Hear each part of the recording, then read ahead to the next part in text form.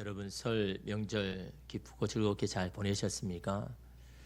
네, 얼굴을 보니까 그렇게 잘 보내지 못한 것 여러분 같은데 여러분 오랜만에 휴식 아닙니까? 그리고 그동안 보지 못한 분들을 볼 수 있는 그런 기회인데도 불구하고 우리가 그동안 이 연휴를 보낸 것이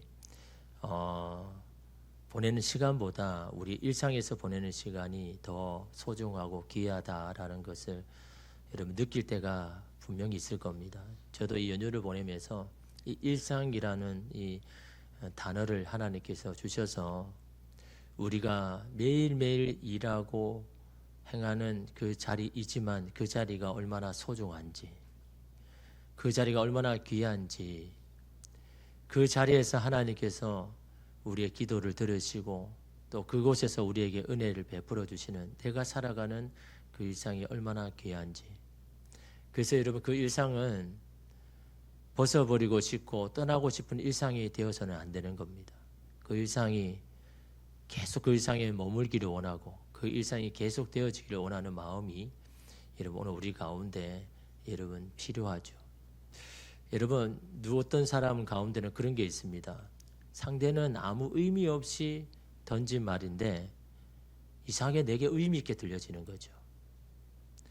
그 사람은 나를 지칭해서 하는 말이 아닌데 나에게 말하는 것처럼 들릴 때가 있죠. 그럴 때 사실 우리의 마음이 상하죠. 상처를 입습니다. 왜 마음도 몰라주고 저렇게 말을 하나 라고 그럴 때가 있지 않습니까? 분명 여러분 오랜만에 만난 사람 여러분 사정 압니까? 여러분 마음 압니까? 전혀 모르잖아요. 근데 여러분 그 하는 말이 사실 의미가 있는 게 아닌 겁니다.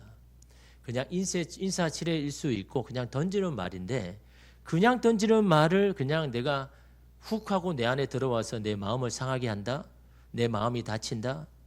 왜 그럴까요? 그만큼 내가 불안하다는 겁니다. 내 안에 불안하고 안정감이 없는 겁니다. 내가 평안함이 없으니까 누군가 그냥 던진 말에도 그냥 쉽게 반응하고 그 말이 내게 상처가 되는 거죠. 이 불안이라는 게 어떨까요? 이 불안이라는 거는 여러분 그냥 둔다고 사라지는 것도 아니고 덮는다고도 사라지는 게 아닙니다.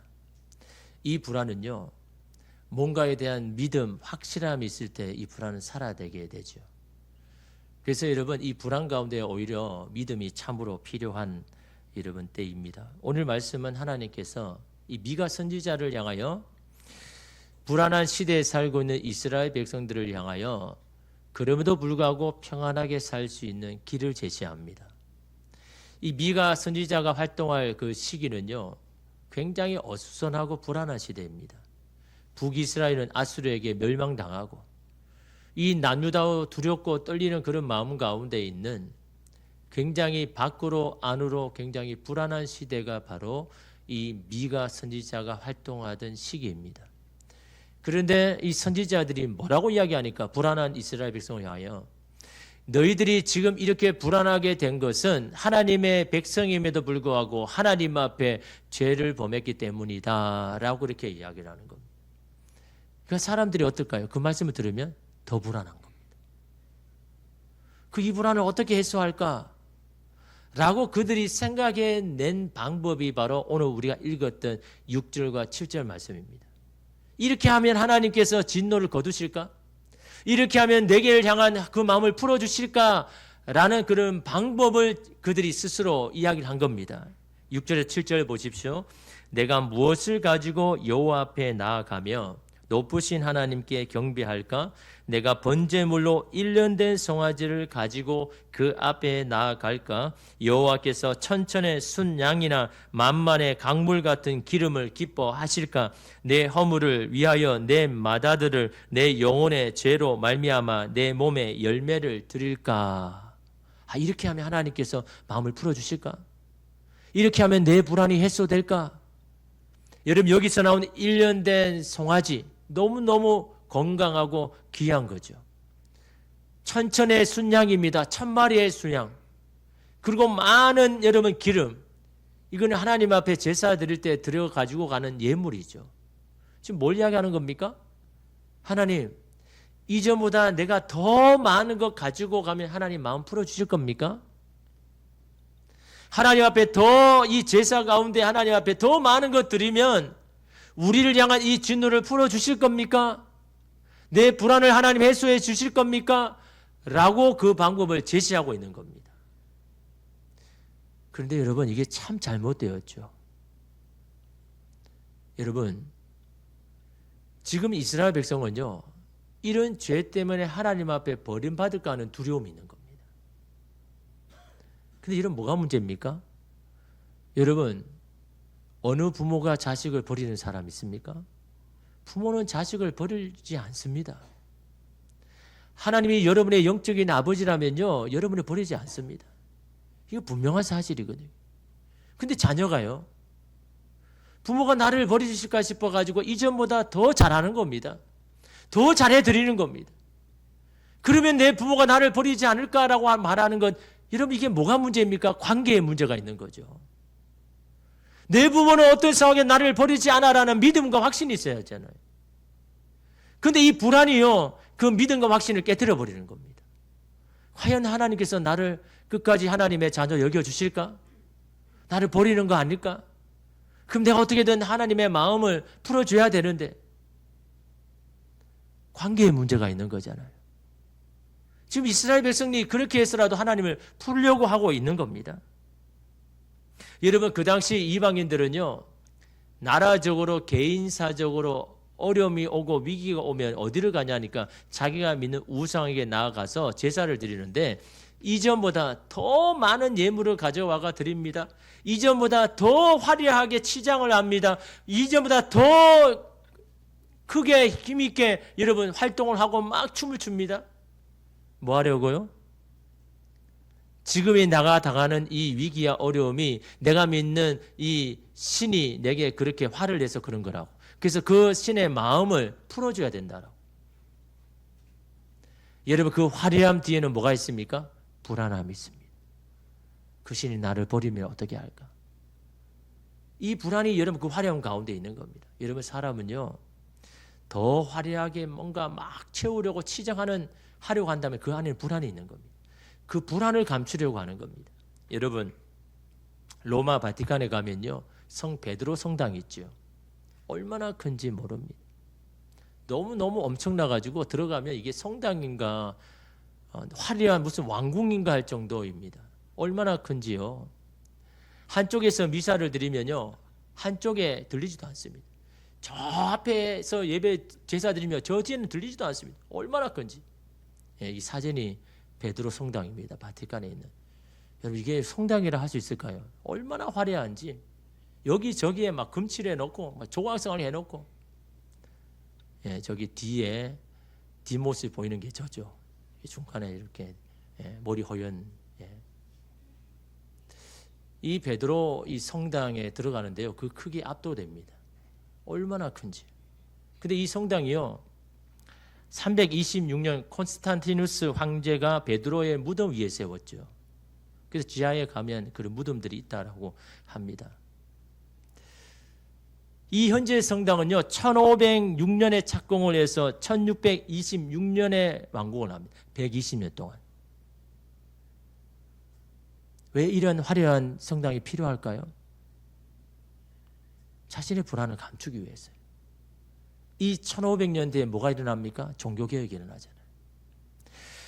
1517년에 루터가 비텐베르크 성당에 말씀대로 하지 아니하는 그들을 향하여 95개의 반박조를 붙이죠. 이것은 하나님의 말씀대로도 아니고 하나님의 영광을 위한 것도 아니다. 그러니까 기득권을 가진 교황들이 어떻게 불안하잖아요. 자기를 믿고 자기를 따르는 사람들이 자기를 버릴까 싶어가지고 불안한 마음 가운데 어떻게 합니까? 더 화려한 성당을 지습니다. 더 큰 성당을 짓습니다. 다른 데 마음을 가게 하지 않기 위하여서 더 화려하게 그렇게 이 성당을 짓고 있는 겁니다. 화려함 뒤에 뭐가 있다고요? 불안함이 있다는 겁니다. 그 당시 이스라엘 백성도 마찬가지입니다. 이러한 불안을 해소하기 위해서 더 화려하고 풍성한 제사를 드리면 하나님의 마음이 풀릴까 하는 생각을 여러분 가진 겁니다. 그런데 하나님 뭐라고 합니까? 야, 그건 아니야. 그래서 미가 선지자에게 다른 방법을, 길을 제시하죠. 그것이 저와 여러분이 잘 알고 있는 말씀입니다. 우리 8절 말씀 우리 함께 읽겠습니다. 사람아, 주께서 선한 것이 무엇임을 내게 보이셨나니 여호와께서 내게 구하시는 것은 오직 정의를 행하며 인자를 사랑하며 겸손하게 내 하나님과 함께 행하는 것이 아니냐. 어떤 게 하나님이 기뻐하시고 선하신지를 이미 보이셨대요. 알려주셨다라는 겁니다. 그게 뭡니까? 세 가지를 이야기하죠. 세 가지 하는 게 뭡니까? 살아가는 겁니다. 삶을 이야기하는 겁니다. 다시 말하면 네가 일상의 삶, 일상에 대한 예배를 이야기하는 겁니다. 너의 삶의 그 자리에서 이렇게 살아간다면 이 불안한 시대에도 너는 평안할 수가 있어. 그 방법을 제시하는 겁니다. 아무리 너의 삶이 막 혼동이 오고 어지럽고 너무너무 괴로운 그 상황에도 네가 이 길을 걸어가면 너는 평안하게 살 수 있어. 그 방법을 제시하죠. 그래서 우리가 살아가는 겁니다. 삶인 겁니다. 세 가지를 여러분 이야기하는데 첫째는 뭡니까? 정의를 행해야 된다라고 말합니다. 킹 제임스 버전에는 보면요, 영어 성경에 보면 to do justly, 이 justly가 바르게, 공정하게, 정당하게라는 뜻입니다. 너 어떤 일을 하든 정당하게 해, 공정하게, 바르게 해, 그렇게 살아야 돼라고 이야기합니다. 하나님, 나 불안한데요? 하나님, 내 삶이 너무너무나 힘든데요? 라고 하는 자에게 뭐라고 이야기합니까? 너 그냥 그 말씀대로 바르게 공정하게 살면 돼. 하나님의 기준을 가지고 다시 말씀대로 살아가라는 겁니다. 둘째로 인자를 사랑하며 라고 하죠. 이 인자를 영어로는 mercy라고 합니다. 자비, 은총, 사랑. 그 사랑해라 라고 합니다. 인자를 사랑한다는 게 뭡니까? 여러분, 이 인자는요, 하나님께서 내게 베풀어 주신 은혜와 은총이고 자비인 겁니다. 그걸 사랑한다는 건 뭡니까? 그것에 내 마음을 자꾸 두는 겁니다. 내 마음에 쫓아가는 겁니다. 다시 말하면 내게 베풀어 주신 그 은혜를 알고 살아가는 겁니다. 내가 사랑받고 있는 것을 알고 살아가는 겁니다. 내가 사랑받고 있는 것을 알고 있는 사람들은 어떻게 가만히 있습니까? 자꾸 이야기하잖아요. 야, 나는 이런 사랑을 받고 있어. 나는 이렇게 은혜를 받고 있어. 나는 이런 은총을 받고 있어. 자꾸 자기 입으로 이야기하잖아요. 사랑받고 있는 사람은 그런 겁니다. 사랑받고 있지 못한다는 사람은 입을 다물죠. 내가 사랑받고 있는 것을 인식하는 사람은요, 자꾸 이야기합니다. 이야기하고 싶습니다. 인자를 사랑하고 라는 말은 뭡니까? 내가 받은 사랑, 은총을 내가 기억하고 자꾸 이야기하는 겁니다. 뭘로요? 감사로. 그래서 인자를 사랑한다는 건요, 감사로 살라는 겁니다. 받은 은혜를 기억하고 그것에 따라 하나님 앞에 감사하며 사는 게 인자를 사랑하고 나오죠. 네 삶이 아무리 힘들어도 내가 너에게 베풀어 준 것이 있고 허락하신 은혜가 있다면 그거 가지고 하나님 앞에 감사로 살라라는 겁니다. 여러분, 시편 50편 23절에 보니까 감사로 제사를 드리는 자가 나를 영화롭게 하나니라고 합니다. 감사로 제사를 드린다는 게 뭐, 감사로 하나님 앞에 삶으로 그렇게 여러분 예배 드리는 겁니다. 하나님 앞에. 근데 그게 왜 하나님을 영화롭게 합니까? 하나님의 영광을 돌리게 합니까? 그 감사한 자의 입에 속에는 뭐가 고백되니까요? 하나님이 하셨습니다. 하나님이 베푸셨습니다. 하나님이 도와주셨습니다라고 자꾸 입에 나오니까. 그러니까 하나님 앞에 자꾸 영광을 돌리니까 감사하는 자가 여러분 하나님을 영화롭게 하는 겁니다. 하나님 이름을 높여드리는 겁니다. 내가 뭔가 대단한 일을 해가지고 하나님 영광을 돌린 게 아니라 하나님이 내 삶에 뭐 이것이 하나님이 하셨습니다라고 내가 알고 입으로 고백할 때, 감사로 드릴 때 그것이 하나님을 영화롭게 하는 것이다 라고 이런 말씀합니다. 앞에서 제사를 드릴 때 1년 된 송아지 1000마리의 순양이 필요 없다는 게 아닙니다. 그것으로 너의 문제를 해결하고 뭔가를 해결하기 위해서 가져오려고 하지 말고 일일 동안 일상 동안 베풀어 주신 하나님의 은혜를 알고 깨닫고 그것을 감사하는 마음으로 하나님 앞에 드린다면 그것이 귀하다라는 겁니다. 그것이 한 마리든지 두 마리든지 상관없이 하나님 기쁘게 받으신다는 1000마리의 양이 필요 없다는 게 아닙니다. 1년 된 송아지가 더 이상 내게 바치지 말라는 말이 아닙니다. 내게 허락하신 하나님의 은혜에 감사하면서 하나님 앞에 드리라는 겁니다. 그래서 주일 예배는 뭡니까? 6일 동안 하나님께 받은 은혜를 감사하는 겁니다. 그날이 주일인 겁니다. 1일 동안 한 주 동안 내가 살았는데 하나님이 그때마다 나를 도와주셔가지고 이렇게 살게 해주신 것에 대해서 감사로운 합당한 열매를 하나님 앞에 드린 게 주일 예배. 그럴 때 하나님께서 그 예배를 기쁘게 받으시는 겁니다. 6일 동안은 하나님과 상관없이 살다가 주일에 와가지고 제가 깨달아가지고 하나님 내가 이렇게 살지 못해서 물론 그렇게 하나님 앞에 구하기도 해야죠. 그러나 여러분 하나님이 받으시는 예배는요, 여러분의 입술의 고백, 입술의 열매로 하나님 앞에 드릴 때 하나님이 기쁘게 받으신다라는 겁니다. 그래서 감사는 뭡니까? 인정하는 겁니다. 인정하는 데부터 시작하는 겁니다. 감사는요, 찾아내는 것부터 시작하는 겁니다. 내게 주신 은혜가 도대체 뭔지를 자꾸 찾아봐야 되는 거예요. 찾아본 자가 찾게 되는 겁니다. 하나님 내게 어떤 은혜를 줘? 나 이렇게 힘든데 무슨 하나님이 나를 도와주셔서 라고 하는 사람은 못 찾죠. 그런 가운데도 내게 베풀으시는 은혜 한번 찾아보십시오. 찾으면 발견되는 겁니다. 소아마비를 가진 여인과 결혼한 남자가 있습니다. 이 남자는요, 장애를 안 가졌습니다. 장애가 없습니다. 근데 여러분, 소아마비라는 장애를 가진 여인과 결혼한다는 건 뭡니까? 내 삶이 2배로 힘들어지고 2배로 괴로워진다라는 것이 여러분 전제되어 있잖아요. 사실 그런 각오 없이 살기가 힘들죠. 장애를 가진 여인의 부족함을 자기가 다 채워줘야 되니까. 그러니까 내가 내 몸만 가지고 살면 괜찮은데 내 몸으로 그 여인의 부족한 것을 채워주다 보니까 2배로 힘든 겁니다. 2배로 이런 괴로운 겁니다. 그런데 여러분, 이 소아마비를 가진 여인은요, 굉장히 긍정적입니다. 사실 자기가 가진 장애를 가지면 긍정적일 수가 없잖아요. 왜 나는 다른 사람에 비해서 건강하지 못하고 나는 이 장애를 가지고 태어나서 내가 이렇게 불편하게 뭘 해도 단추 하나, 지퍼 하나도 잠그지 못하는, 손이 이렇게 삐뚤어져 있잖아요. 이렇게 되니까 이 지퍼 하나도 못 올리는 겁니다. 그러면 여러분 어떨까요? 내 안에 그런 속상한, 원망한, 부정한 마음이 들잖아요. 그런데 이 아내는요, 굉장히 긍정적이고 도전적이고 먼저 해보는 겁니다. 가만히 보니까 부모가 그렇게 키운 겁니다. 부모가 자신의 가진 장애를 잊어버릴 정도로 계속해서 도전하게 하고 긍정적으로 계속 살게 만드는 겁니다. 그래서 이러면 이 아내가요, 시험관을 통해서 아이를 갖습니다. 자기 몸으로는 아이를 가질 수가 참 어려우니까 시험관 아기를 통해서 아이를 갖는데, 여러분 어떨까요? 걱정이 앞서면 이거 할 수 있습니까? 아이 놓으면 반드시 힘들어질 건데, 또 이 아이를 키우면 여러 가지 어려움이 있을 텐데, 그거 걱정하면 못하죠. 근데 먼저 하는 겁니다.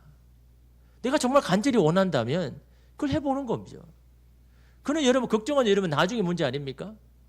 근데 여러분, 그 아이를 놓기는 놓았는데 그 힘든 게 누구에게 다 갑니까? 남자에게 다 가죠. 그러니까 어린아이를 키워야 되는데 여러분, 아내의 그 손으로는 키울 수가 없잖아요. 그래서 누가 육아휴직을 하냐니까 남자가 육아휴직을 하는 겁니다. 아예 그냥 1년을 그냥 휴가휴직을 하고, 이 여자는 이제 공무원이라서 출산 휴가만 받고 출근하는 겁니다. 그래서 남자가 일찍 일어나가지고 아이를 다 시키고 밥을 먹이고 또 빨래까지 하고 아내를 출근시키고 또 돌아와서는 또 여러 가지 또 청소도 하고 너무너무 바쁜 거죠. 그러면서 육아가 진짜 이게 직장 다니는 것보다 더 힘들구나라고 그렇게 생각을 하는데, 어느 날 이 친정 부모님이 왔습니다. 이 아내의 부모님이 찾아와가지고 이 아이를 잠깐 봐주면서 잠깐의 시간이 생긴 겁니다. 그래서 이 두 사람이요, 예쁘게 이렇게 옷을 입고 음식점 가가지고 맛있게 이렇게 식사를 하면서 대화를 하면서 그런 시간을 가지는데 잠깐의 시간이잖아요. 그죠? 그럴 때 그 남자가 이런 말을 합니다. 인간은 그런 것 같아. 삶이 고단하고 힘들수록 작은 것에 더 자주 행복을 느끼는 것 같아. 언제 더 작은 행복을 느낀다고요? 작은 것에. 뭐 할수록 인간이 힘들수록, 너무너무 힘들수록 오히려 그 작은 것에 행복을 느낀다는 겁니다.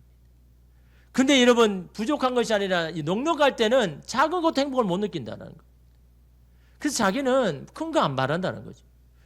이렇게 작은 이 짧은 시간이지만 내가 사랑하는 사람과 음식점에 가서 맛있는 걸 먹고 대화하는 이 정도만 해도 나는 괜찮아. 난 이것만 해도 나는 행복해라고 여러분 그런 이야기를 여러분 합니다. 행복이란 무엇을 많이 가졌느냐가 아니라 누구와 함께 어떻게 시간을 보냈느냐에 따라서 여러분 달려 있다라는 그 이야기를 여러분 하고 있지 않습니까? 부족할수록 작은 것에 감사하고 행복할 수 있는 것이 인간이라는 것을 여러분 말하고 있지 않습니까? 그러므로 여러분 오늘 우리도 마찬가지입니다. 하나님께 내가 얼마나 받았느냐 남과 비교하지 말고요. 여러분이 받은 것이 작은 것이라 할지라도 거기에서 감사해 보십시오. 그것이 여러분의 행복의 조건이 되는 겁니다. 하나님 내게 이런 것도 허락하여 주셨네요. 하나님 그것이 하나님 앞에 감사해 보십시오. 그럴 때 우리가 감사할 수가 있는 겁니다. 하나님은 저와 여러분에게 행복할 수 있는 것들을 다 주셨습니다. 그리고 우리가 발견하지 못하고 사는 것뿐입니다. 그 작은 것 하나라도 내가 하나님 앞에 주신 것임을 감사히 여기며 여러분 살아가면요. 하나님께서 오늘 우리의 삶을 여러분 그렇게 평안하게 행복하게 만드시는 겁니다. 그렇게 사는 것이 하나님 앞에 합당한 일이라는 겁니다. 인자를 사랑하며 하나님께 베풀어주시는 은혜에 감사하며 사는 것이 이 불안한 시대에도 평안하게 살 수 있는 길이다라고 말씀합니다. 셋째로 겸손하게 하나님과 함께 행하는 것이다 라고 합니다. 하나님과 함께 행한다라는 것을 한 단어로 바꾸면 뭡니까? 동행이죠. 동행. 함께 걸어가는 거. 그런데 여러분 첫 번째, 두 번째는 우리가 애를 쓰고 노력하면 그래도 어느 정도 막 할 수가 있잖아요. 근데 이 동행한다는 건 뭡니까? 내가 아무리 하나님과 동행하고 싶다고 해서 동행이 되는 겁니까? 하나님이 동행을 허락해 주셔야 되는 거잖아요. 그러므로 오늘 하나님께서 이렇게 말씀하시는 건 뭘 이야기하는 겁니까? 내가 너와 동행해 주겠다라고 이미 그걸 전제를 깔고 이야기하고 있는 겁니다. 내가 너를 나의 자녀로 삼은 그 순간부터 나는 너를 떠나지 아니하고 내가 너와 함께 할 것이다 라는 그 사실을 전제로 지금 이야기하고 있는 겁니다. 그런데 문제는 뭡니까? 근데 너는 나를 그렇게 따라올 수 있느냐? 그거 지금 요구하고 있는 겁니다. 어떻게 해요? 겸손하게. 겸손하게 따라간다는 건 뭡니까? 내 뜻과 내 것을 내려놓고 하나님께 이끄심 앞에 순종하며 나가는 게 겸손하게잖아요. 겸손하지 않고 교만한 사람은 그냥 자기 뜻대로 살아가죠. 자기 생각대로 따라갑니다. 그 겸손히 살아간다는 건요. 하나님이 이끄심 앞에 순종하며 살아가는 게 겸손히 여러분 그 주님을 따라가는 거죠. 여러분 만약에 여러분 목자가 있는데 목자가 양에게 바라는 게 뭘까요? 뭘 바랄까요? 목자가 이미 봐두어 놓은 시냇가 푸른 초장이 있잖아요. 그 양이 그냥 순수히 따라오기를 바라는 거죠. 목자가 원하는 게. 이런 목자가 양에게 야, 너 살을 찌우고 운동해가지고 뭐 늑대나 곰이 오면 너 싸울 수 있도록 준비해. 그걸 원합니까? 야, 너 여기저기 돌아다녀 보고 시냇가가 어디에 있는지 풀밭이 있는 곳이 어딘지 한번 찾아봐. 목자가 그걸 원합니까? 그거는 목자가 다 알고 있잖아요. 어디서 쉬어야 되고 어디서 먹은지는 목자가 다 알고 있는 겁니다. 그 목자가 양에게 바란 건 다른 거 아닌 겁니다. 네가 순순히 내가 이끄는 그곳에 네가 따라올 수 있느냐. 그것만 바라지 않아요. 그러면 그 양은 푸른 풀밭으로 심한 뭇가로 인도하면 받는 거잖아요. 그런데 고집이 있어가지고 목자가 이끄는데도 그때도 따라하지 아니하고 그냥 자기 길이 맞는 줄 알고 따라가면 그 결국 그 양은 어떻게 됩니까? 절벽에 떨어지든지 이런 맹수의 먹이가 돼버리겠죠. 하나님께서 지금 말씀하는 게 뭡니까? 겸손하게 하나님과 함께 행하는 것이다. 그 말은 무슨 말입니까? 내가 너와 동행해 줄 것이고 너를 위해서 다 예배해 놓을 테니까 네가 순종하며 내 길을 따라올 수 있느냐? 따라온다면 내가 예비한 너의 그것들을 네가 받을 수 있을 거다 라고 그 이야기를 하고 계시는 겁니다. 여러분 성경에서 하나님과 동행했다라는 이 사람 중에 대표적인 사람이 누가 있습니까? 에녹과 노아가 있죠. 특별히 여러분 노아에 대해서 이렇게 말합니다. 창세기 6장 9절에 이것이 노아의 족본이라. 노아는 의인이요 당대의 완전한 자라. 그는 하나님과 동행하였으며 라고 합니다. 하나님과 동행했다고 이야기하죠. 근데 그는 어떻게 해요? 하나님이 인정하시는 의인이고 완전하였다라고 이렇게 이야기합니다. 의인으로 인정받은 사람 중에 대표적인 사람이 누구입니까? 구약의 아브라함이죠. 아브라함에 대해서 어떻게 이야기합니까? 창세기 15장 6절에 아브라함이 여호와를 믿으니 여호와께서 이를 그의 의로 여기시고라고 합니다. 하나님께서 아브라함이 너 의롭다라고 여겨주신 게 뭐 때문에요? 여호와를 믿으니. 여호와를 믿으니까 의인으로 여겨주신 것이다라는 겁니다. 그러면 여러분, 아브라함은 하나님을 어떻게 믿은 겁니까? 어떤 상황에 믿은 겁니까? 바랄 수 없는 중에 바라보았죠. 바랄 수 없는 중이란 게 뭡니까? 희망할 거 아무것도 없는 그런 상황이었어요. 도무지 살 방법이 없는, 희망이 없는 중에도 바라봤다는 거예요. 누구를요? 하나님을 바라봤다는 거예요. 내 삶의 현실은 희망이 전혀 보이지 않지만 그러나 하나님이 나의 희망이 되십니다. 나는 그 하나님을 따라가겠습니다. 그걸 하나님께서 의로 여겨주신다는 거죠. 그것이 여호와가 아브라함이 하나님을 믿는 방법인 겁니다. 또한 아브라함이 여러분 어떻게 하나님을 쫓아갔습니까? 갈 바를 알지 못하고 어디로 가야 되는지 모릅니다. 어디로 가야 내가 사는지 어디인지 모릅니다. 그럼에도 하나님을 따라갑니다. 말씀 따라갑니다. 하나님이 나의 길이 되심을 내가 믿으니까. 내가 어느 곳에 가든지 하나님은 분명히 나에게 좋은 길을 허락해 주실 것이라는 그 주님을 믿고 그 뒤를 따라갔죠. 그런 믿음을 하나님께서 의롭다고 여겨주는 겁니다. 그렇게 아브라함은 하나님을 따라가고 동행한 거죠. 그것이 여러분 오늘 성경의 말씀에 겸손히 하나님과 행하였다, 하나님과 동행했다라고 그렇게 이야기합니다. 여러분 하나님을 어떻게 따라갑니까? 어떻게 하나님과 동행하고 있습니까? 하나님과 동행하고 있습니까? 라는 질문을 다르게 바꿔보면 뭡니까? 하나님의 말씀에 순종하고 있습니까? 그런 질문인 겁니다. 당신 하나님과 지금 동행하고 있습니까? 라는 질문 뭡니까? 당신은 지금 하나님의 말씀에 순종하고 있습니까? 그것이 똑같은 여러분 질문인 겁니다. 왜 우리로 하여금 겸손히 하나님께 순종하며 따라오라고 이야기합니까? 하나님 오늘 우리에게 좋은 걸 주기를 원하시니까. 하나님 오늘 우리가 잘 되기를 원하시니까. 하나님 오늘 우리가 평안의 길을 가기를 원하시니까. 그러므로 나를 믿고 여러분 따라오라고 말씀하는 겁니다. 여러분 믿음이라는 게 뭡니까? 내가 알고 있는 것들을 입으로 자꾸 고백하는 겁니다. 선포하는 겁니다. 어떤 걸 선포합니까? 내게 주신 하나님의 말씀. 말씀은 언제 어떤 순간에도 사라지지 않을 것이라는 그 믿음을 가지고 그 말씀을 자꾸 선포하는 겁니다. 그럴 때 그 말씀대로 여러분 하나님께서 되게 만들어 주시는 겁니다. 근데 이 믿음을 흔드는 게 뭡니까? 불안이죠. 불안. 그렇게 될까? 보니까 안 될 것 같은데.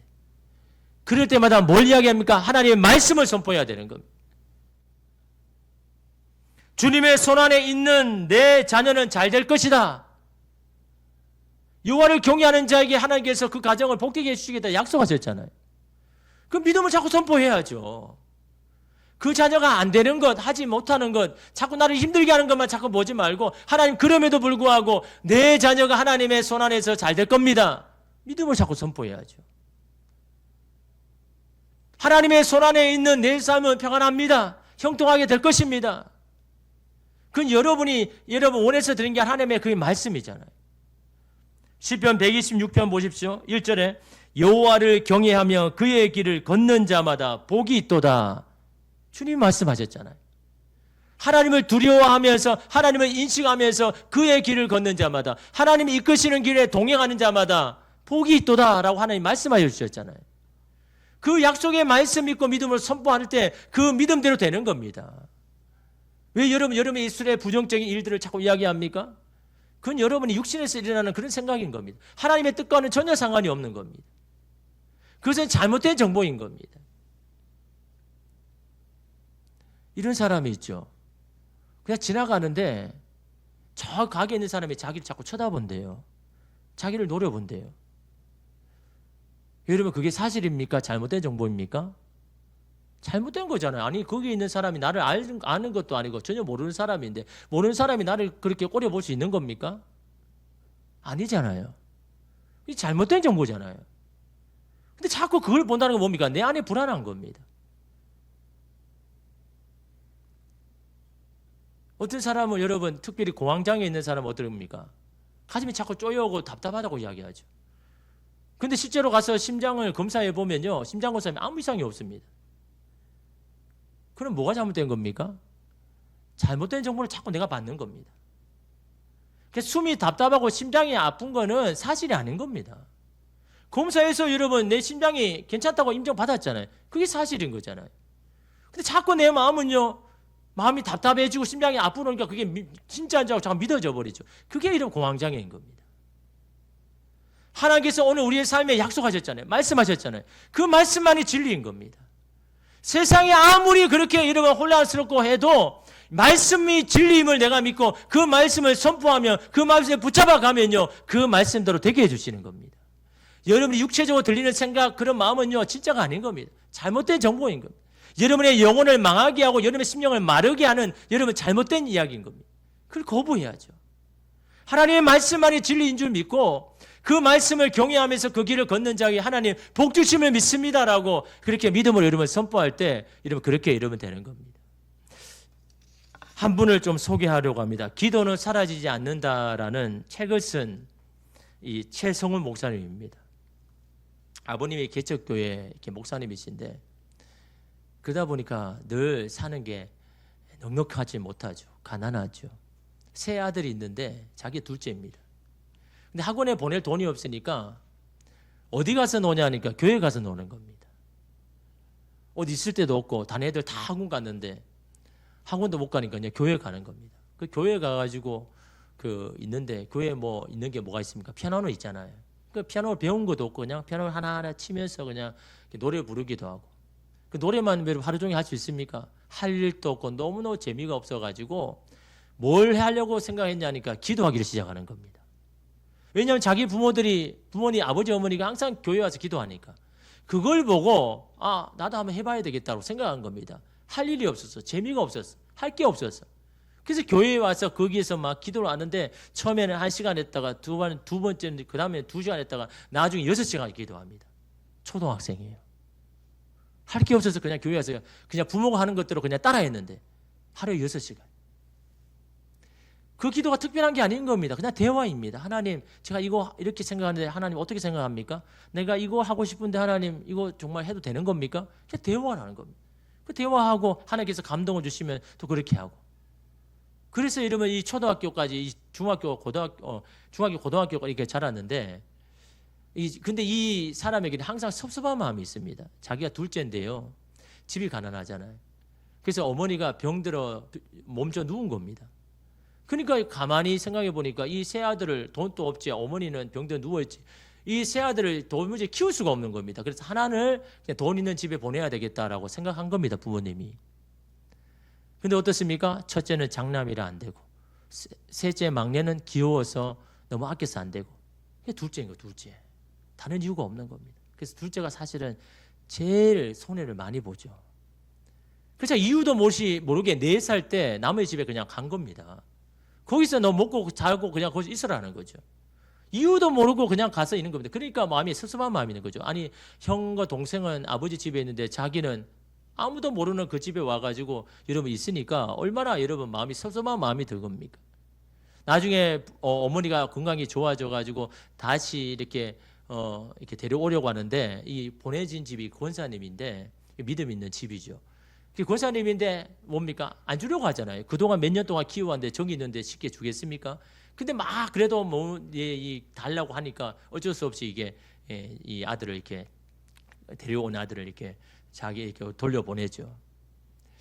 그러면서 여러분 이 기도가 삶이 된 겁니다. 그냥 계속 기도하는 게 그렇게. 그러면서 자신의 인생에 잊을 수 없는 사건을 경험하게 됩니다. 이제 나이가 이제 자라서 커서 아버지, 어머니 그리고 형과 함께 이 4명이 소형 승용차를 타고 논산 훈련소에 있는 동생을 면회하러 갔습니다. 면회하러 가서 면회를 다 끝나고 이제 다시 서울로 올라가려고 하는데 그래서 차를 타려고 하는데 갑자기 이분이 박성훈이거든요. 성훈아 차 타지 마. 너무너무 강하게 들린 거예요. 차를 타지 말라는 거예요. 그 이상하게 생각해가지고 이상하지만 그래도 뭐 차가 있는데 타야지 하면서 다시 이 차를 잡으려고 손잡이를 잡으려 하는데 또 상훈아 차 타지 마. 너무너무 강하게 들어오는 겁니다. 자기는 기도 훈련을 받은 적도 없고 뭐 하나의 음성을 듣는 그런 훈련도 받은 적이 없으니까 자기 나름대로 그렇게 생각한 겁니다. 그럼 하나님 제가 어머니에게 오늘 저는 버스를 타고 서울로 가고 싶습니다라고 말했을 때 그 어머니가 허락하면 하나님의 음성인 줄 알고 허락하지 않으면 제가 잘못된 걸로 들은 걸로 알겠습니다 라고 이렇게 생각을 한 겁니다. 그 지혜가 있죠. 근데 여러분 어떻습니까? 자기 마음에는요 어머니가 허락하지 않았으면 했습니다. 여러분 차를 타고 가는 게 편하지 굳이 여러분 버스 타러 터미널 가서 그 버스 타고 가는 게 편하겠습니까? 그래서 자기는 그냥 승용차 타고 가고 싶은 겁니다. 그래서 어머니가 제발 허락하지 말아라는 마음으로 한 거죠. 여러분 대부분 어머니는 그런 질문을 받았을 때 어떻게 할까요? 야, 차 두고 왜 굳이 버스 타? 돈이 남아 돈이? 그냥 차 타고 가. 대부분 그런 거 아닙니까 여러분? 아니 지금 타고 갈 차가 있는데 자리가 없는 것도 아닌데 그냥 타고 가라고 할 거 아닙니까? 근데 그날따라 어머니가요 그러는 겁니다. 야 상훈아 너 오늘 정말 버스가 타고 싶은 모양이다. 그럼 너 오늘 그냥 버스 타고 가 하면서 버스비까지 주는 겁니다. 너무너무 낙심이 되면서 섭섭하죠. 그래 나는 둘째지. 그래 나는 언제나 나를 언제나 이렇게 버릴 수 있는 내가 이렇게 간절히 원하는데도 저렇게 하는구나라고 이 섭섭하게 마음이 드는 겁니다. 여러분 그분이 그럴 거예요. 섭섭한 마음에는 섭섭이 친구들이 자꾸 들어온다고. 막 자꾸 더 들어오는 겁니다. 그래서 그 돈을 받아들고 버스를 타고 이렇게 가는데 가서 서울에 도착해 보니까 집에 아무도 없는 겁니다. 그게 다 섭섭한 마음이 또 들어오죠. 그럴 줄 알았다. 나 빼고 맛있는 거 먹으러 가려고 이미 도착해가지고 저 식당에 갔구나는 섭섭한 마음이 확 들어오는 겁니다. 근데 저녁 8시 되어서 전화가 오는데 영동에 있는 병원에서 급하게 전화가 왔습니다. 당신 가족이 지금 다쳤다고 교통사고 났다고. 그래서 불이 나게 가서 보니까 형은 이 갈비뼈 여러 개가 부러졌는데 그 갈비뼈가 이렇게 막 튀어나온 겁니다. 이렇게 부딪혀가지고 충격 때문에 뼈가 튀어나온 거죠. 뒷자리에 있는 이 부모님은 온몸에 타박성의 피둘성인 거죠. 그러면서 이 경찰이 이 사건 이 경위를 이야기해 주면서 교통사진을 하나 보여주는데 깜짝 놀랍니다. 자기가 서울에서 논산을 내려올 때 형이 운전하고 자기가 조수석에 있었거든요. 그리고 논산에서 서울로 올라갈 때 형이 그대로 운전하고 조수석은 비우고 부모는 뒷자리에 탔거든요. 그런데 사고 난 사진을 보니까 조수석에 이 앞에 반대에 있던 차가 정면 추돌했는데 어디를 충돌했냐니까 조수석을 충돌한 겁니다. 그 조수석이 아예 형체도 없이 그냥 사라진 겁니다. 그러면서 막 전율이 느껴지는데 내가 하나님의 말씀에 불순종해서 그냥 탔다면 내가 어떻게 되었을까? 그런 나를 아시고 하나님께서 내게 말씀하여 주셔서 내가 그 차를 타지 못하도록 미리 나를 막으시는 하나님이 나를 이렇게 나와 함께 하시는구나라는 걸 그때 깨닫고 하나님 앞에 얼마나 감사 기도를 했는지 타지 못하게 하신 것이 하나님의 감사하고 그래서 나를 살려주신 것이 하나님 앞에 감사한 것이다. 그러면서 하나님께서 환상을 보여주시는데 아주 작은 교회입니다. 근데 한 아이가 그 앞에서 있는데 기도하는 것 같아요. 근데 그 주변에 천사들이 막 둘러싸고 있는 겁니다. 근데 이 아이가 기도하는데 그 기도를 그냥 소리를 내잖아요. 근데 환상 중에 이 기도가 글자처럼 막 이렇게 나오는 겁니다. 입에서 글자가 한글처럼. 그러더니 천사가 땅에 떨어지는 건 무섭게 그걸 딱 받아가지고 자꾸 퍼 나르는 겁니다. 하늘로 계속. 이 아이가 기도할 때마다 그걸 퍼가지고 다시 또 나르고 그걸 보여주는 겁니다. 저 아이가 누군가 싶어서 가까이 가서 보니까 자기 얼굴, 자기 자신. 그러면서 주님께서 딱 말씀합니다. 상훈아, 기도는 사라지지 않는다. 기도는 내가 받는다. 너 외롭고 힘들고 그때 그 작은 교회에서 기도할 때 내가 너의 기도를 다 받고 있었다. 그리고 그 기도에서부터 내가 너와 함께 동행했다라고. 그렇게 말씀하시는데 얼마나 마음이 감동이 되고 마음이 행복한지.